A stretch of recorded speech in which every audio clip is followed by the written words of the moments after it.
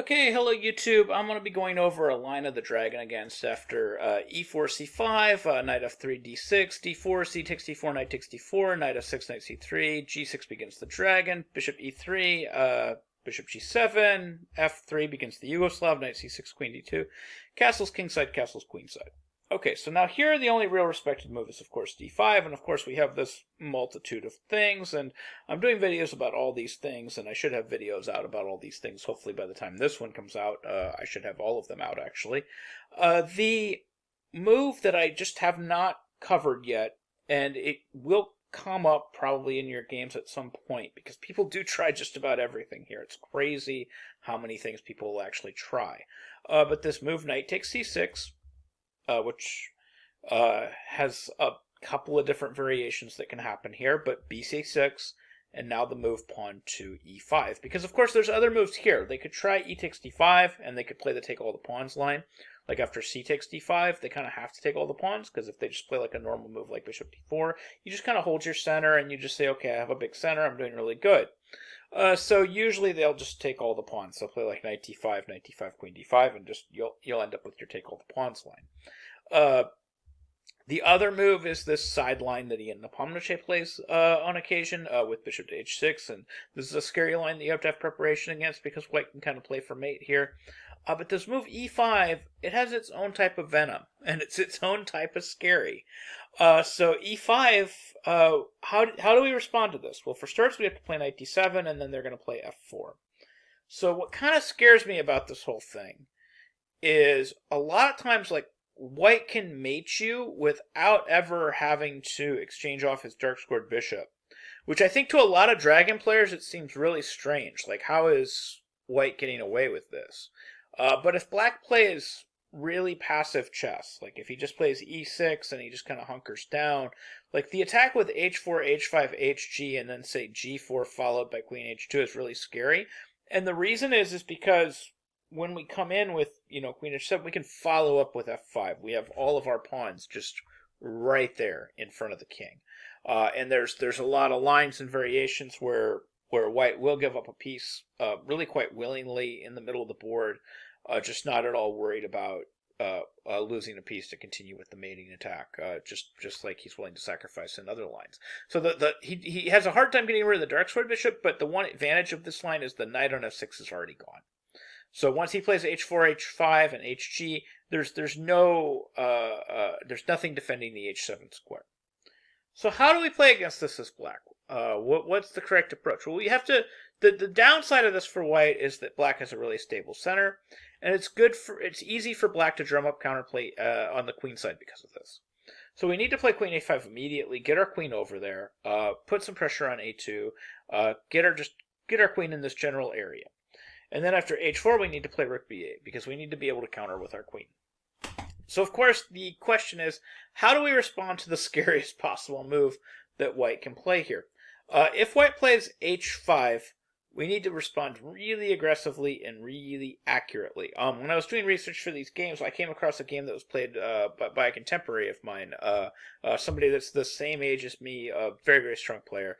A player named Sean Nagel was actually playing the black pieces all the way back in 1997. Now, keep in mind, back in 1997, Sean Nagel was a very strong player back then. Even then, he was a 2300 player, very strong junior.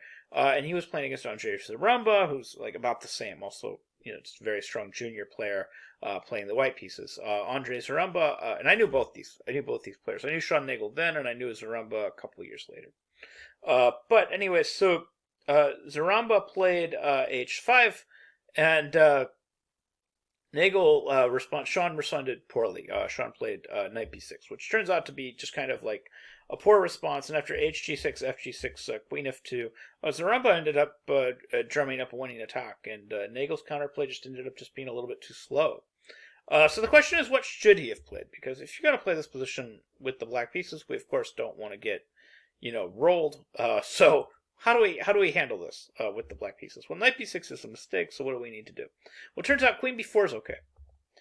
We can play queen b4, put some immediate pressure on that b2 square, force them to do something to defend. So b3, in general, it's always better if our opponent has some weaknesses that we can work with, if we can get them to move some pawns. So pawn to b3. Okay, but now what? What do we do next? And this is the really critical thing.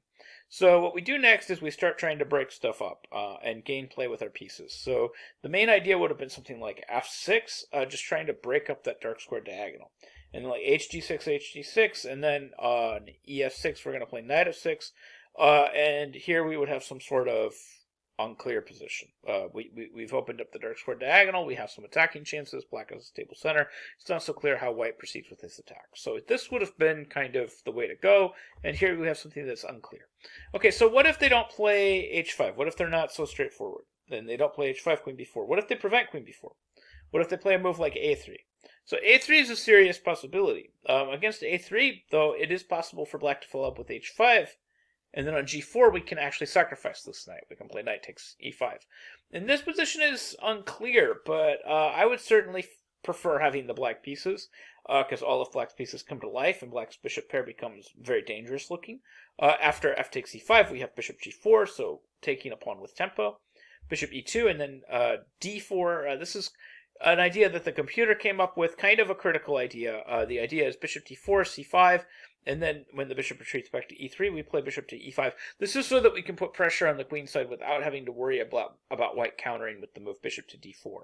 So basically, we sack the pawn to control the d4 square. So we throw the pawn on d4, which gets captured, so that we can control the square that we just put it on. So when we play bishop e5, we have some very serious threats in the position. The computer says that this position is just really close to equal or unclear, which seems weird because black's down a piece. Of course, he has some pawns for the piece, but it still seems weird that the assessment would be so tight.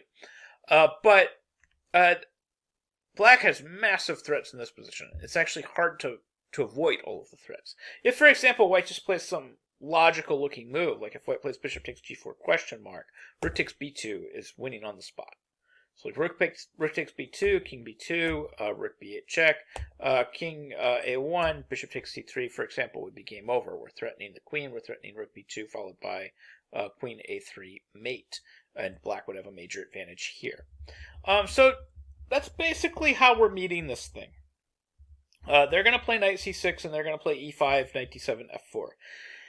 And they're basically just threatening to play h4, h5, and do some scary attack. We have to play queen a5, we have to play rook b8, and we have to threaten to play queen b4. If they play h5, we're playing queen b4, and we're just working with that weakness by playing f6 and opening everything up, and we should be okay here. If they prevent queen to b4 with a3, we're going to be playing h5, and on g4 we have knight e5 takes, d4, c5, and then finally bishop takes c5 with tons and tons of counterplay against the white king, and we should be fine, and these are all perfectly playable positions. So anyways, I hope you found this video helpful. Hope you learned something new about chess. I hope you can use some of these ideas in your own games. Thank you very much for watching.